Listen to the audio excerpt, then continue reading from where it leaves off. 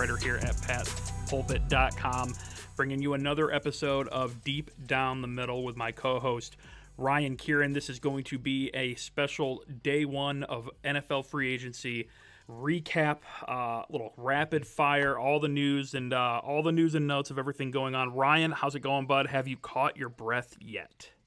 I have not. It is 8:40 p.m. This is going to go up as soon as it's done, so you'll probably be getting it around 9:30, 10 p.m. Eastern Standard Time, and we'll probably have missed a couple things just in that half hour between when we finish and when you guys get this, because that's how today's been going. It's been an absurd whirlwind today.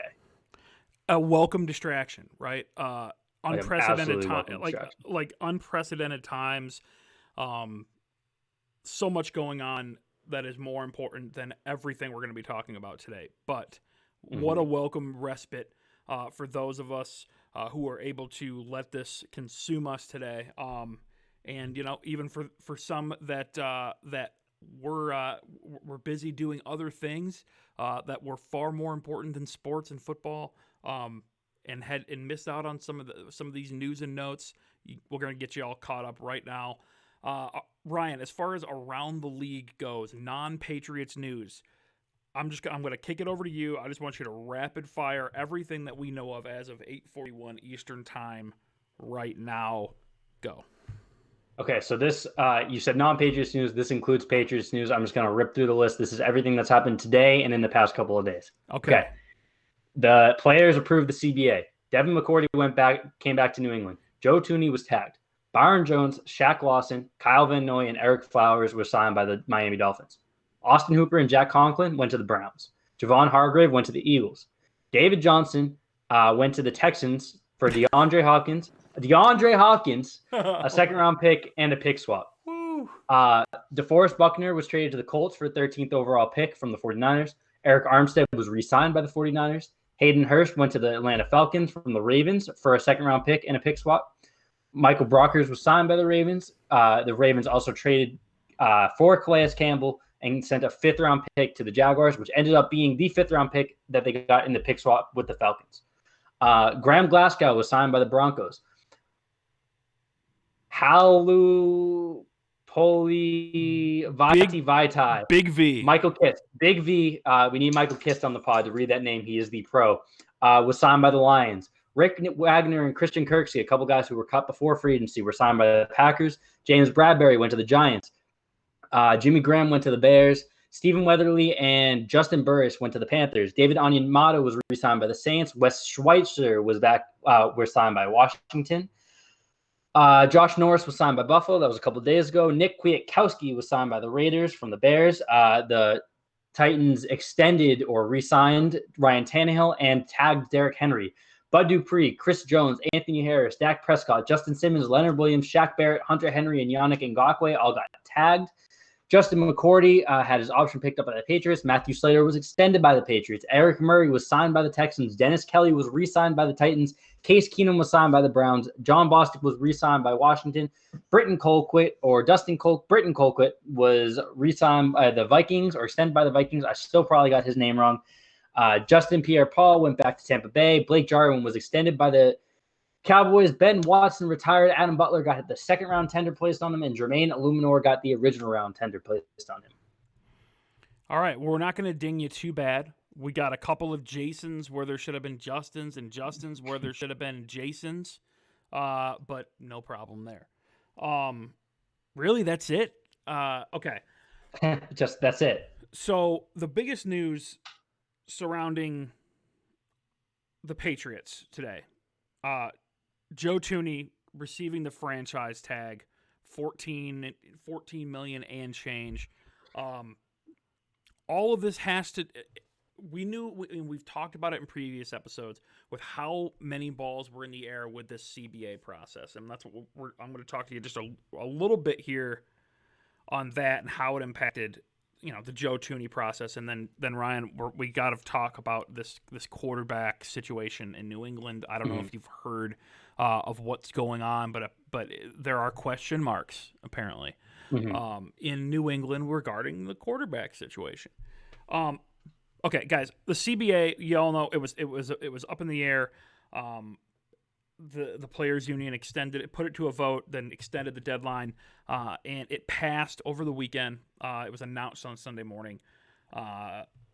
It passed by 60 votes. Okay, 60 votes out of roughly 2,000 votes of players. Every player is eligible to vote. Somewhere around 2,000 players voted, and 60 votes is all it passed by. So you have an extremely divided players union, which is just fuel to the fire for these owners who already have every bit of leverage that they could possibly ask for.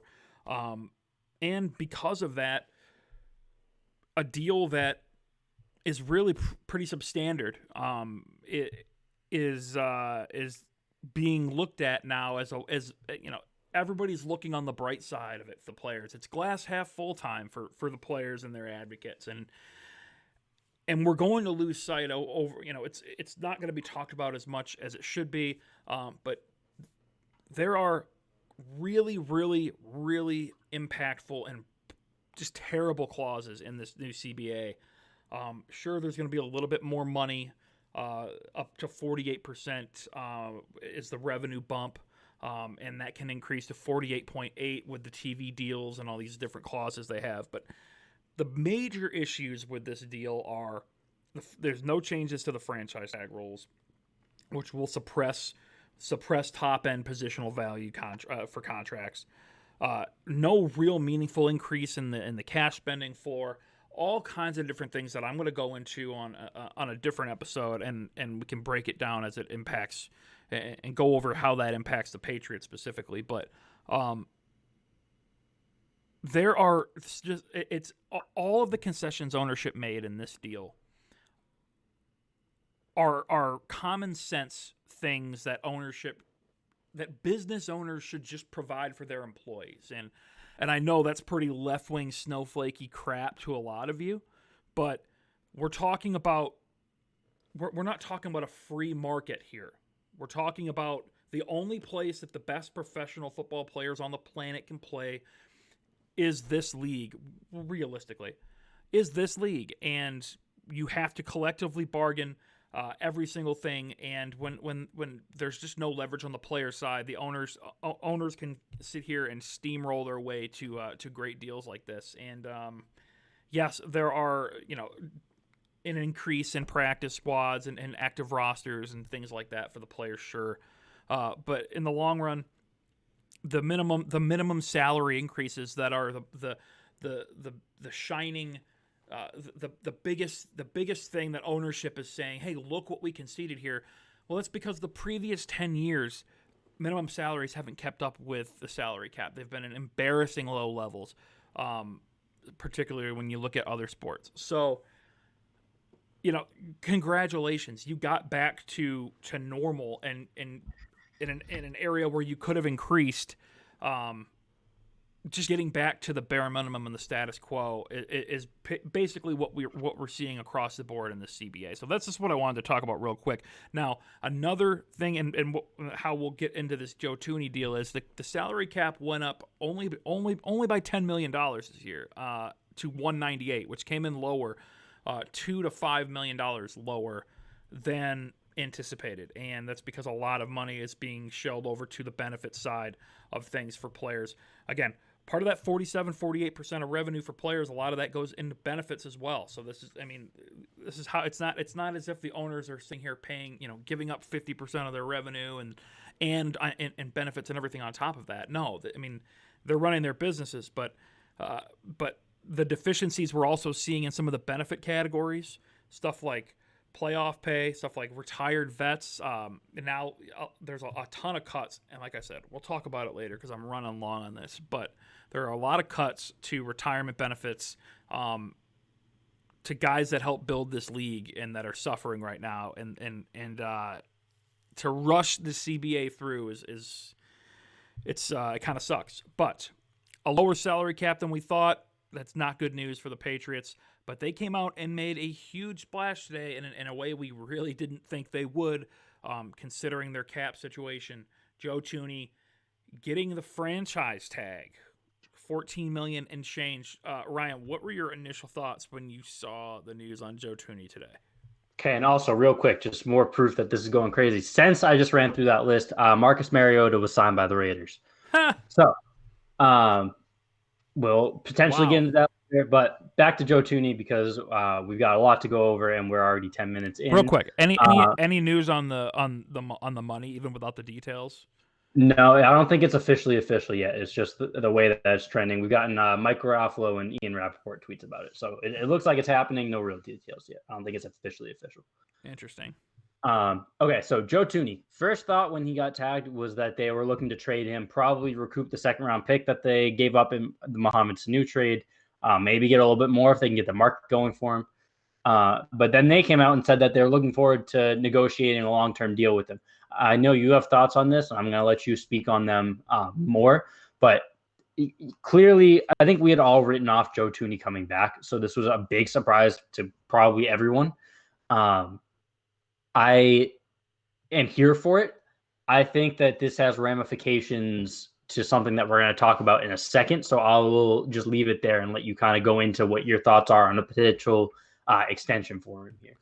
Yeah. So yeah, it was shocking news because given the Patriots cap situation, and another ball that needed to fall because of the CBA thing, because of the pending CBA, is the 30% rule that we've talked about all offseason, right? And everybody's heard about it, specifically when as it pertains to Tom Brady.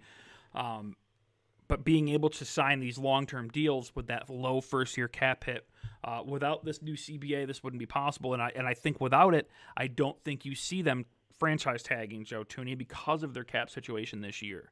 And I don't expect Joe Tunney to play a single down of football for the Patriots on this franchise tag. I think, yes, the only way he does is if they strike a long-term deal. Now, with the reports out there that, no, this is not a tag and trade scenario, what this tells me then is because of the time frame that was given to them, because of all the CBA issues and everything, they wanted to be able to make Joe Tunney a priority, but didn't think they would be able to do it without the new CBA. They got the new CBA, and now they're in the mode of, well, okay, now we need some time because we don't want to pay top of the market, which we're seeing guys like Eric Flowers get $10 million a year. We've been projecting all offseason somewhere in the ballpark of $15 million a year, top of the market money for an interior offensive lineman is what he would command, no less than $15 million a year, in my opinion. But then you start seeing some of the numbers like today, and you think, well, 16 out of the question. Maybe not. Especially when you see Big V getting five years, $50 million from Detroit. I mean, crazy numbers, but this is what happens every year, guys. This cap going up, and but here's the deal. That just tells me that they are locked in and that they are communicating with Joe Tunney's team and saying, hey, I know this is not an ideal situation. I know you'd love to be able to field offers, especially with we all know the value that you'd be able to bring home. But you are a top 4 most valuable player on our team right now. And we want to keep you around long term. We want to get as close to that top of the market value as we can. And now that we don't have the 30% rule hanging over our heads, we can lock and load and let's do this, in good faith. Let's work together here to get this done. I know we can get this done. So, yeah, I don't see this being a contentious situation. I don't see them trading him now because it seems like the reports. The reports wouldn't immediately be out there if that was the case. So I would expect a deal to get done before we even start talking about is Joe Tunney going to sign this franchise tag tender, which the deadline would come in June. But all of this has one more thing hanging over it, and it's what is going on with Tom Brady. Yeah. So yeah, go take it away, Ryan. Okay, so again, we're gonna keep this moving because we are terrible at staying on track. So I'm gonna kind of set us on time limits as we move forward here. But so the way it seems to be trending, and here's why Joe Tunney comes into play here, is that Tom Brady is, I would say, at least a 50-50 chance on whether he comes back or not. I would personally probably say, more likely that he's not coming back at this point, but we'll be optimistic. We'll say 50-50. Joe Tunney impacts us because they don't have cap room anymore. They can create cap room. They can absolutely create cap room. But if all of that cap room is going to Tom Brady, that signing Joe Tunney doesn't feel like the move that happens if Tom Brady is also coming back. That feels like a concession where we lose Joe Tunney to keep Tom Brady and then get him some weapons. Because any cap room you're creating now is going to Brady. He is going to eat the majority of that. They can get creative. I know that they are geniuses with the cap, much smarter than I am, much smarter than Brian is. Brian is one of the closest things we have to a cap genius available to us. They are much smarter than any of us. But at a certain point, they're just A, the options are already quickly running out, and B, that there's just only so much money that you can move around and play with and push to the future, which the Patriots do not like to do generally. This signals to me as if they are preparing to move on without Brady, and that they are looking, this is how they want to start spending some of that money. I would guess that we still see the moves, the Hightower extension, the Gilmore extension, maybe a Sanu cut, maybe a Cannon trade or extension or cut, whatever we've already been talking about. I would still expect to see those coming, but those were always anticipated to be in addition to the Brady move to get him weapons, to get him more targets. Joe Tunney getting all of that does not feel like what was going to happen if Brady is also coming back. On top of this, on top of the winds seeming to be shifting towards Tampa Bay, I have also Tampa Bay is something that is very real, I'll say. And there are reasons to believe that might be something that's actually happening at this point. I'm not saying that you need to be saying your goodbyes to Brady and drafting up your letters about everything he meant to you just yet, but I think today really shifted the tides towards feeling like Brady is probably on his way out of here.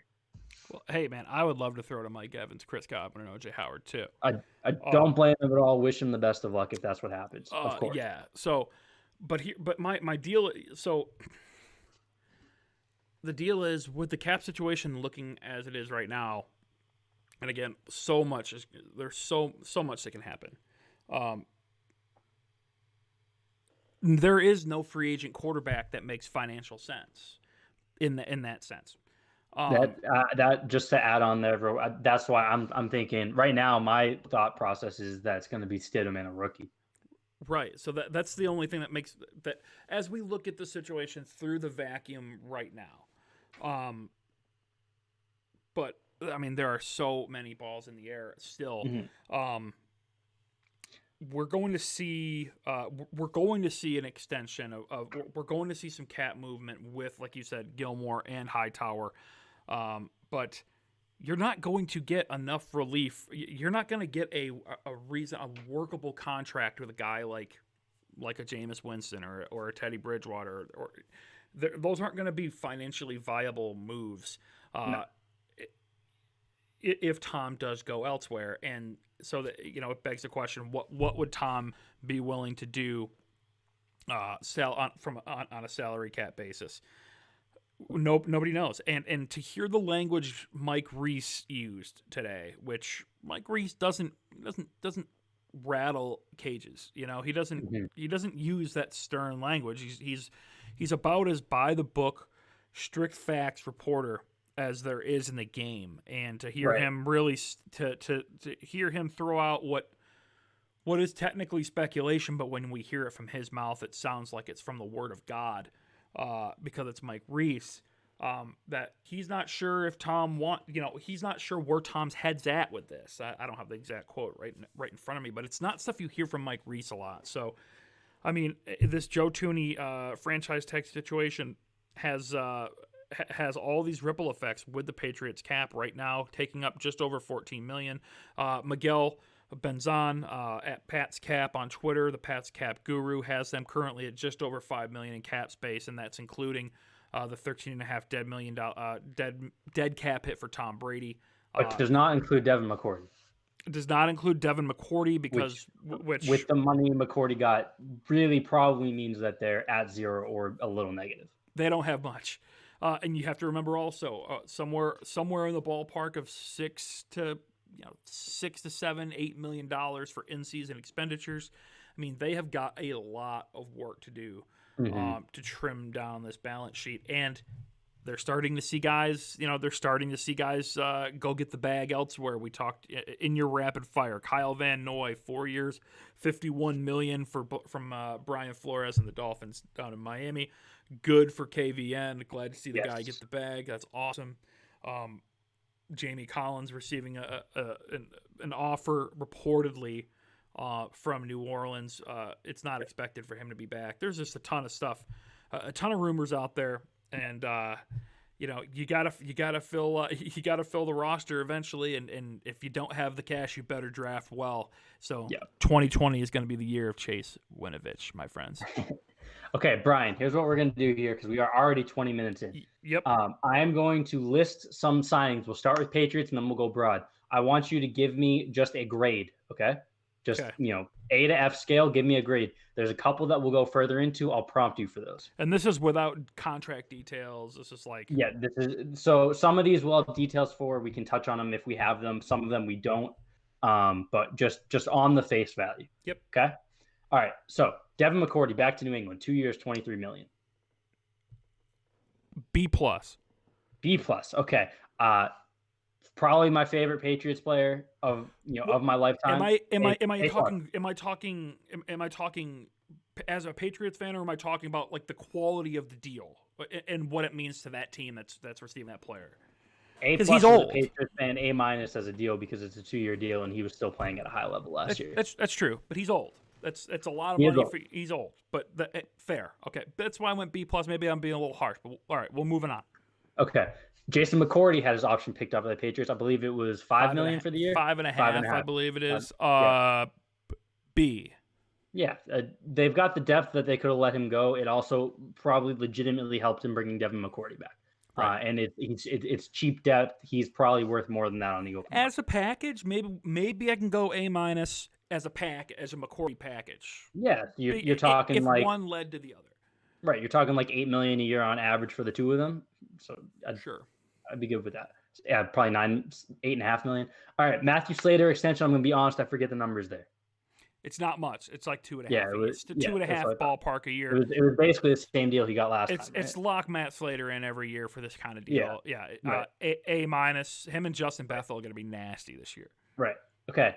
Adam Butler got the second round tender. I know whatever comes before A+, like whatever is better than, but basically, I don't know, like one of those like genius 12-year-olds who already graduated from college level grade. And so we're going to touch on this one real quick, just in case people aren't familiar with what the restricted free agent tenders are. So Adam Butler getting the second round tender means that if another team wants to sign him and the Patriots decide not to match that deal because they have the right to match that deal, they get a second round pick, which likely means that unless a team really likes Adam Butler, he is not going to have a market anymore. Kind of sucks for him, but that's part of the deal of being a restricted free agent, which means he can either sign the tender, come back at a cheap deal. I don't know the exact number. I don't know if you do. About $3.3 million.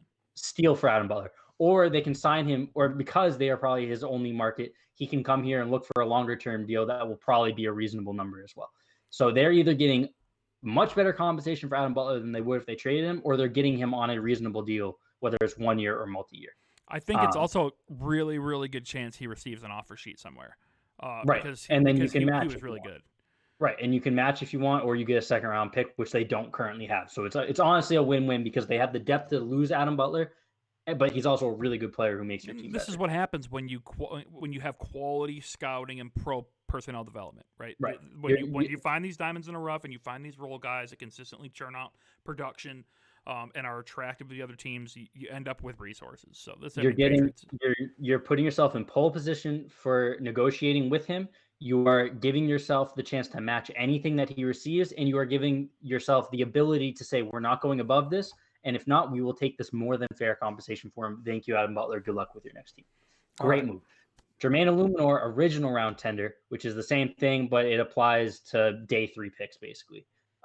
So he doesn't see. I don't care about this at all. I don't want to spend any time on this. No. No, I don't think he'll be worth the cap hit, to be honest with you. Okay. Byron Jones to the Dolphins. It was like 6 years, 5 years, 82 and a half. 82 and a half. It's a market record-setting reset. CB. Yeah, Yes. it's a matter. It was only a matter of time. Xavier Howard, they set the market with. Which means Josh they now have the Norman, 2 highest. right? Josh Norman had the highest deal for about 2.5-3 years in Washington at $15 million a year. So it was about time we finally saw this happen. Yep. Big time money for Byron Jones, but he's really good. He's really good. He's a really good player, and people don't see the turnovers, but like turnovers, we all know are really prone to a lot of different factors, especially one being regression. So like it wouldn't surprise me if he popped off for 8 picks next year. Right. I just hope none of them are from Jared Stidham. Okay. Moving on. That's an A. Like that's an A. You put him with Xavier Howard and you try to build around those guys. I would say B plus just because it is so much money. They can afford it, but they have so many holes on the roster that it does. The cap space starts to dry up a little bit. That's a lot of money in corners that you're relying on to be elite. You need both of them to be near Stephon Gilmore's level. So I'll say B plus. Shaq Lawson to the Dolphins. We're going to skip contract numbers at this point. So just Shaq Lawson to the Dolphins. Letter grade. C. C. Okay. I would say B minus. I think it's a solid signing, a lot of money, but I think he's a good player that's going to have. I'm a Carl Lawson guy. Okay. Kyle Van Noy to the Dolphins. B plus. He's still a bit of a mixed bag. Like we saw him play so well, but that's a lot of money for Kyle Van Noy. I'm sorry. It is. It's a lot of money. Eric Flowers to the Dolphins. I'm going to give this a C plus because they just need bodies on the offensive line, but $10 million is a lot for a failed tackle who became a slightly below average guard. I can't do it. I can't do it. It's a D. Tops for me. Can't do it. So this is kind of grading on the Dolphins scale where they're so bad that he's still an upgrade and they can waste that money for 3 years. But you're absolutely, it's not a good deal. Okay, Austin Hooper and Jack Conklin to the Browns. You and I are way off on Austin Hooper. I think he's solid, but to reset the tight end market is absurd for me and have it be Austin Hooper. So I'm gonna go C. And who was the other signing for the Browns? Jack Conklin. D. Jack Conklin. Okay. Jack Conklin's overrated. But this is tackle. This is the tackle market, man. Big V getting 10 a year in Detroit. This is welcome to the world of economic scarcity. Right. So I'm gonna give the Austin Hooper signing a B plus. Kevin Stefanski utilizes tight ends a lot in his scheme. He ran the most 2 tight end packages in the NFL last year. So Austin Hooper as your 1, David Njoku as your 2 there. I like what it is. Jack Conklin, I'm going to give a B. Also, I'm going to say a B. Agree, he's overrated. He's still a serviceable right tackle. They desperately just need someone who can not be a fool out there. They have the money to overspend. It's the bad team tax. Jack Conklin's only on a 3-year deal. Austin Hooper's on a 4-year deal. Some people thought he was going to get 5. So they got shorter term money, slight overpays against the market, but they're filling positions that are desperately needed. One desperately needed and one that's going to fit the scheme perfectly while they have that flexibility under a rookie contract. Jack Conklin's going to come off that contract the same time Baker Mayfield needs to get paid if they're going to pay him. Right, so my question is, what we don't have any news on Brian Bulaga yet, right? Because we saw Rick Wagner sign in Green Bay. No news he's on not Brian coming Bulaga back yet. Right. His price tag must be up there. I would expect it to be. It must be up there, and they must look at these guys like Conklin and Big V as the next tier down. Which, hey, go get your money, guys. But yeesh. All right. Javon Hargrave to the Eagles, $13.5 million a year. I forget the year total. That one came in right before. I think it's 3. I think it was 3 for $39. I think so. A. Fletcher Cox, player. Yeah, Javon Hargrave's a baller, and then Malik Jackson coming off injury. Ooh. Yep, great player. Going to be a good defensive line. Okay, this is the last one that we're going to dig in, and then I'm going to go rapid fire, and then we're going to get out of here. Okay. The trade. David Johnson to the Texans. DeAndre Hopkins to the Cardinals. The Texans also got a 2nd-round pick, and they got I think a 4th and a 5th-round pick swap. So the Texans get the 4th, the Cardinals get the 5th. I believe is how that worked out. But the core of this deal is David Johnson is 2nd for DeAndre Hopkins. I don't. Oh my God, Ryan! I don't understand how. I don't I don't have words, man. Like I don't. The reports are that Bill O'Brien's relationship with DeAndre Hopkins was a little strained and never really got along. Never really Because saw Bill eye to O'Brien eye. is an asshole. Like exactly, but even if that's the case, what has Bill O'Brien done to make Belichick-style moves in his career? What has he done Right. in his career? What has he earned? Where has he earned the respect from ownership to go, hey, Bill, you go, you do, you feel what you need to do. Whatever you feel you need to do, you do it because, man, we can't quit on you. You're our guy. You've been our rock. Like, what? Like, he's got no. You have done nothing. You've gone to the playoffs a few times. Neat, but like you're not Bill Belichick sitting here, trading Randy Moss. Like, what? I don't. I cannot imagine what it would feel like to be a Houston Texans fan right now, except for the fact that we kind of do know how it feels. Don't say it. Don't say it. Don't say it. Don't say it. Yeah, don't say it, we kind of do know how it feels, don't we, Ryan? I want you to say it. Don't say it. Don't say it. Mookie Betts. Okay. George Fant just got a 3-year, $30 million deal from the Jets, also known as the We Are Panicking because we missed out on all of our initial targets. Excuse me. George Fant. George Fant, 3 years, $30 million. $13.7 million guaranteed. The third string tight end from Seattle. Yes, that was a basketball player, didn't play football in college, became a tight end, then became a tackle, was never good at any of those things.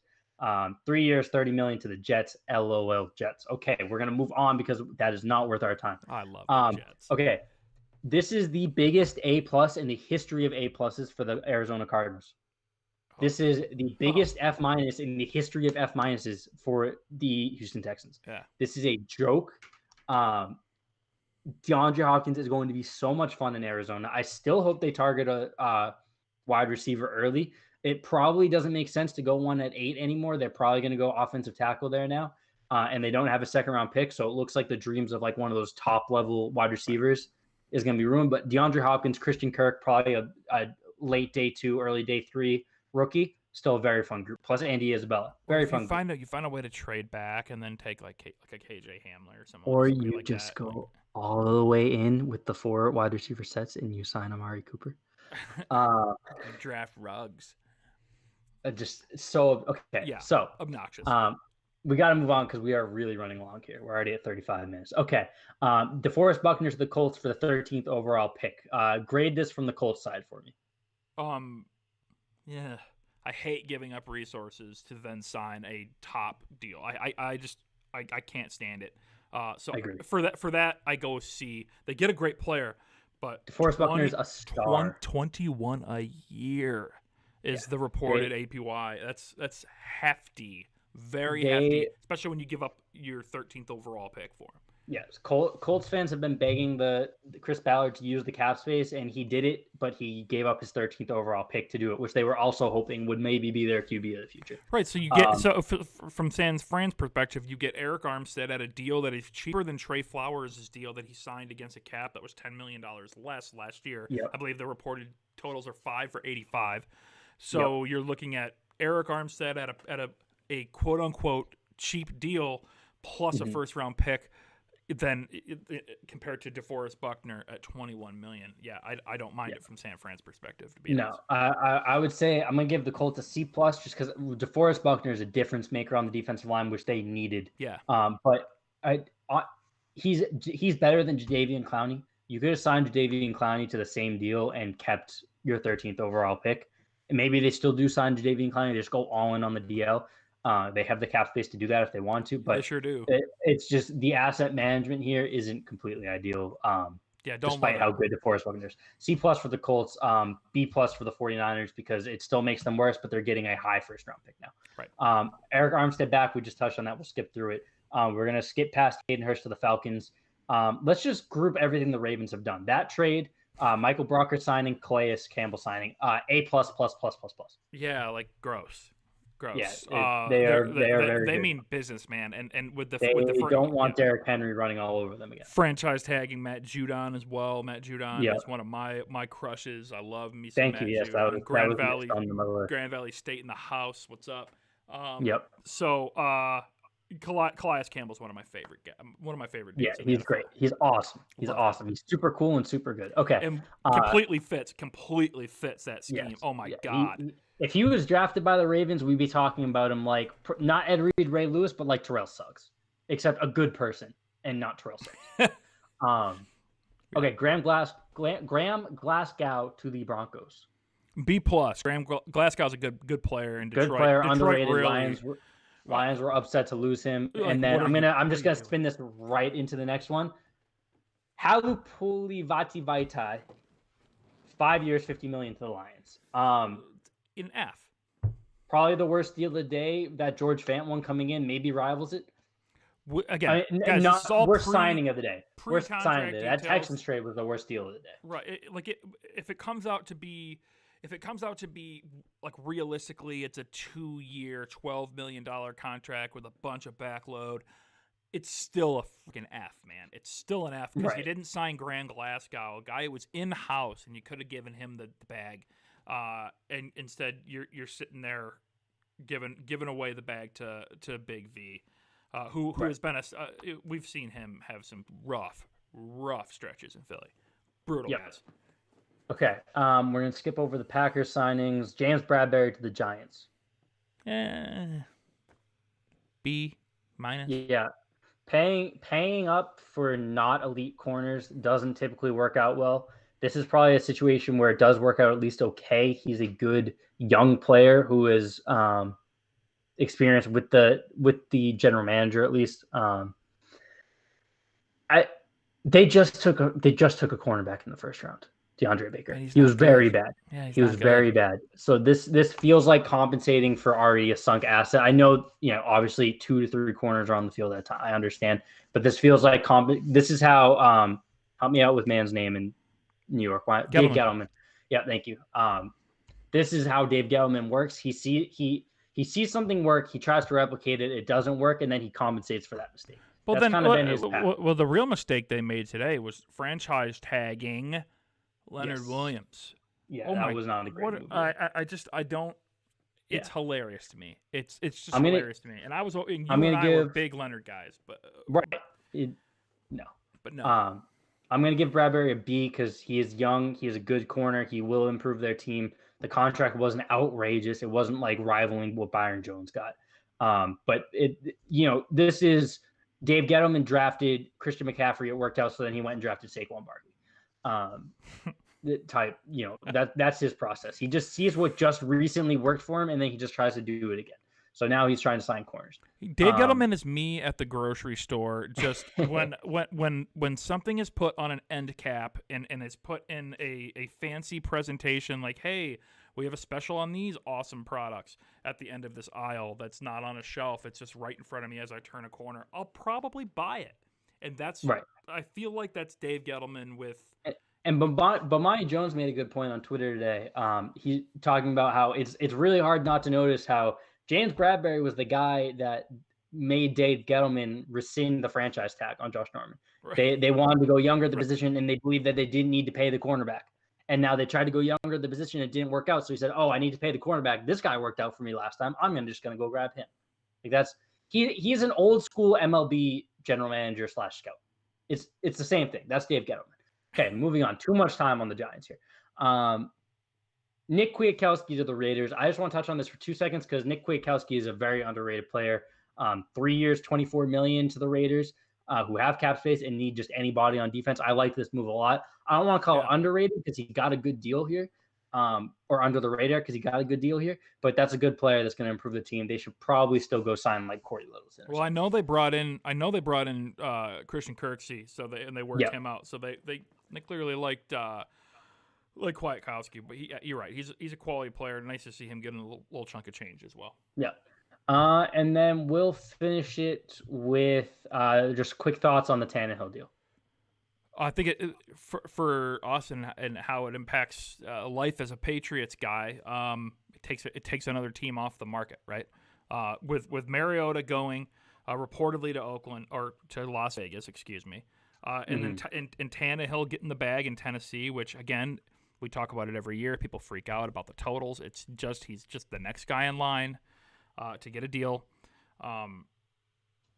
it shrinks that market for Tom Brady. So that's the first thing that pops into my mind. But good for Ryan Tannehill, man, and I'm glad that Adam Gase is still in the division because if you get away from Adam Gase as an offensive personnel guy in the NFL, once you get away from him, you thrive, and that's what we're seeing everywhere. So with Devontae Parker, with Ryan Tannehill, as long as you're no longer tethered to Adam Gase, you thrive. So I'm glad that Adam Gase is squarely in New York. Mm-hmm. Just doing a quick refresh of Twitter to make sure that we didn't miss anything in the 2 minutes here. Looks like we didn't. So let's get out of here, Brian. And we'll get this up tonight. We're going to turn around and just get this posted right away. I look forward to having Tom Brady sign in that 10 minutes, and then this entire thing is useless and no one cares about it. Absolutely. Guys, thank you for tuning in. Follow Ryan on Twitter at Ryan_Keiran, Keiran. And follow both of us at Pats Pulpit on Twitter at Pats Pulpit. And what else? Nothing. Okay, guys, thanks for tuning in, and go Pats.